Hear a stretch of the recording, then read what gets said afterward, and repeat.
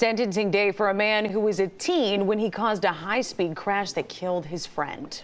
It was an emotional day in court as the now 18-year-old Kiernan Tague faced his late friend's family, still grappling with that devastating loss. After addressing the court, Tague received his sentence, which includes time in the Wayne County Juvenile Detention Facility. Fox 2's Scott Wilczek has more. Do you know how much pain and energy and suffering to have no justice and still have no justice? And I've spent the last year and a half and I waited for that. 18-year-old Kiernan Tague sentenced to 19 to 38 months in a juvenile probation center after pleading guilty to manslaughter in the death of 18-year-old Flynn McCrell.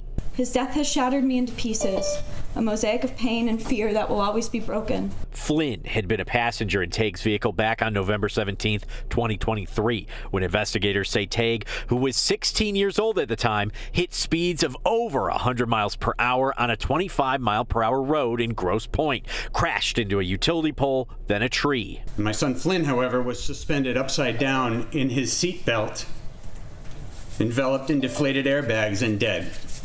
He had been internally decapitated. Flynn's family described him as radiant and said he was known for his bright hair. That's why they wore orange, Flynn's color, as they asked Judge Michael McClory for the maximum sentence. There was so much confusion in the first days after Flynn was killed that it wasn't until I stood over my brother's coffin and held his lifeless hand that I started to awaken to the devastating reality that now is my everyday life. Tague also took the stand, apologizing, saying Flynn was his best friend. I recognize that there is nothing that I can do to end their pain and their suffering. I recognize that I caused it. I recognize that it will never end, and I carry with it in my heart. Ann Vanker, Flynn's mom, says the boys were not best friends and found the apology disingenuous. Grotesque. It is disgusting that he made that statement.